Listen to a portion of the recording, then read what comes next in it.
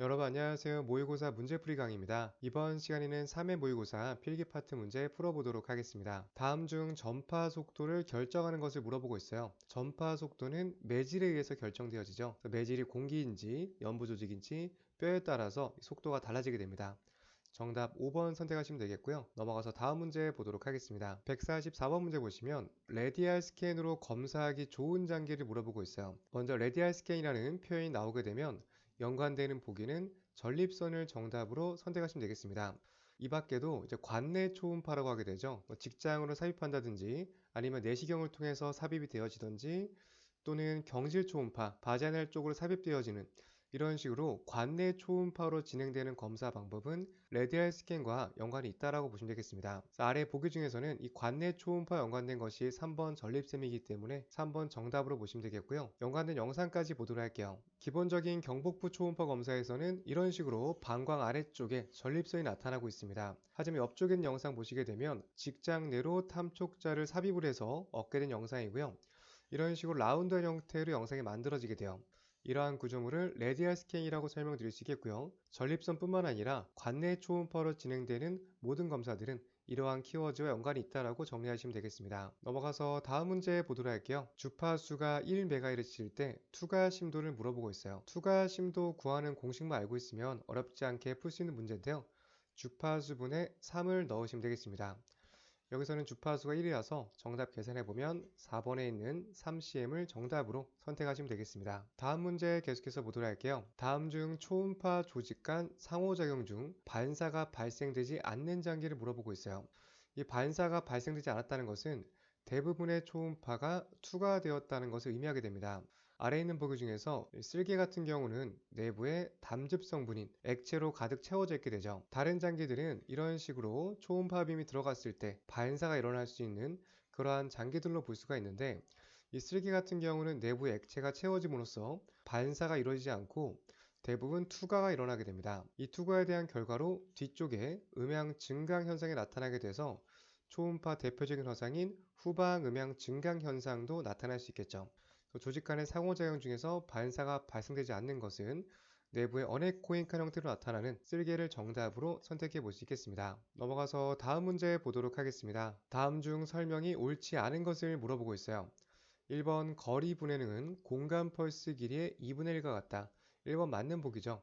XR 레졸루션 같은 경우는 2분의 SPL이라는 공식을 통해서 값을 구할 수 있습니다. 2번 큐리 온도란 앞전 물질의 현상을 잃어버린 온도다. 2번도 맞는 내용이고요. 3번 초음파 영상에서 낭상장기, 낭종성 장기는 내부에 에코가 없다. 맞는 내용입니다. 4번 탐촉자의 거리 분해능을 개선하기 위해서 댐핑을 감소하는 것이 아니라 증가시켜야겠죠. 댐핑이 두꺼우면 두꺼울수록 SPL은 짧아지게 되고 여기에 따라서 XR 레졸루션은 증가하게 됩니다. 5번 탐촉자의 직경을 2배로 증가하면 근거리 염장의 길이는 4배가 된다. 또는 직경의 제곱으로 근거리 염장이 증가해서 4배가 증가하는 5번 보기도 맞는 내용입니다. 여기서는 옳지 않은 것을 물어봐서 정답 4번을 선택하시면 되겠습니다. 이런 식으로 복합 패턴의 문제가 출제가 될 수 있는데요. 좀 난이도가 어렵고 공부하시는 분들이 많이 어려워하시는 그런 내용이기도 합니다. 이런 식의 문제는 모의고사 문제풀이만으로는 충분히 내용을 정리할 수가 없어요. 그래서 반드시 심화 과정에서 설명드리는 기본적인 이론 개념들 확실하게 잘 정리하셔서 이러한 유형의 문제가 나왔을 때도 당황하지 않고 기본 패턴대로 잘 정리하시면 되겠습니다. 넘어가서 다음 문제 보도록 하겠습니다. 문제를 보시면 BPD 측정이 가장 적당한 시기를 물어보고 있어요. 산부인과 초음파 중에서도 태아 두경부 거리를 측정한 것이 BPD라고 볼 수 있겠죠. 이 교재에서 정답은 5번에 있는 30에서 36주라고 되어져 있는데 보통 우리 일반적으로 BPD라든지 머리둘레, HC 또는 피머 랭스 등은 13주 이상부터 측정을 하고 있습니다. 태아의 머리라든지 뼈가 어느 정도 성장한 다음에 측정하는 것이 맞기 때문에 초기보다는 어느 정도 시간이 지난 뒤에 측정을 하고 있어요. 그래서 문제에서는 가장 적당한 시기를 물어보고 있는데 따로 적당한 시기가 있다기보다는 13주 이후부터 주기적으로 정상적으로 잘 성장하는지를 산부인과 초음파를 통해서 지속적으로 관찰하게 됩니다.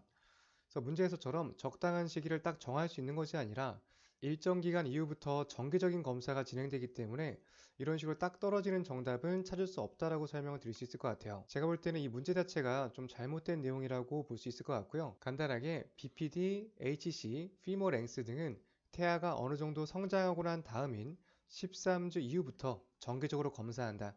이렇게 정리해 보시면 되겠습니다. 넘어가서 다음 문제 보도록 할게요. 초음파 영상에서 볼 수 없는 인공물이 어떤 건지 물어보고 있습니다.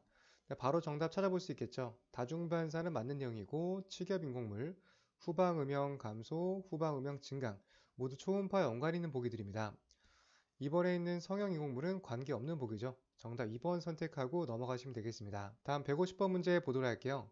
초음파에서 거리 분해능을 개선하기 위한 방법을 물어보고 있습니다. XR 레졸루션을 좋게 하기 위한 방법을 물어보고 있어요. 1번 주파수를 작게 한다. 틀린 보기죠. 주파수를 증가시켜야지만 분해능이 좋아지게 됩니다. 사이클 수를 늘리면 안 되고요. 사이클 수가 감소했을 때, 파장이 짧을 때 분해능이 좋아지게 돼요. 댐핑을 감소하는 것이 아니라 증가시켰을 때 마찬가지로 분해능 좋아지고요. 음속 직경을 크게 하는 것은 거리 분해능과 관계없습니다. 음속 직경은 라테랄 레졸루션과 연관되는 키워드죠. 4번도 틀린 보기고요. 5번 공간 펄스 길이를 짧게 한다. SPL을 짧게 하게 되면 XR 레졸루션, 거리 분해능 좋아지게 되죠. 정답은 5번 선택하시면 되겠습니다. 마찬가지로 복합적인 패턴을 물어보는 문제인데요. 기본적인 개념만 잘 알고 있으면 어렵지 않게 풀 수 있는 패턴입니다. 넘어가서 다음 문제 보도록 할게요. 인체의 단면도와 같은 영상을 나타내기 위해 초음파 반사함의 크기를 밝기로 변환하여 나타난 모드를 물어보고 있습니다. 여기서 이미 연관된 정답 바로 찾아볼 수 있겠죠. 밝기와 연관된 것은 B번에 있는 B모드 브라이트니스 모드를 정답으로 선택하시면 되겠습니다. 넘어가서 다음 문제 보도록 할게요. 다음 중 간의 초음파 검사에 대한 설명으로 옳은 것을 물어보고 있습니다. 1번 환자는 엎드린 자세가 아니라 바로 누운 자세에서 검사하게 되죠. 엎드린 자세에 연관된 것은 신장 초음파와 연관될 수 있습니다. 2번 담도나 문맥을 검사할 때는 사방향 스캔을 하게 된다. 2번이 맞는 보기예요. 간이 이렇게 있으면 문맥 같은 경우는 일정한 방향으로 수직과 수평으로 주행하는 것이 아니라 오블릭하게 사방향으로 주행하게 되죠. 그래서 사방향 스캔, 이 방향에 맞춰서 스캔 방향을 조정할 수 있습니다. 3번 간 실질의 반사 에코는 정상에서 균등하게 나타나게 되죠. 3번 틀린 보기고요. 간 내의 고형화, 단단한 성분에서는 정상 조직보다 반사 에코가 크게 나타나고요. 낭형화, 정상 조직보다 물 같은 성분들은 반사 에코가 적게 나타나게 되죠. 맞는 보기는 2번을 정답으로 선택하시면 되겠습니다. 이렇게 해서 문제 풀어봤고요. 다음 시간에 계속해서 뒤쪽 내용 풀어보도록 하겠습니다. 다음 시간에 뵙겠습니다. 감사합니다.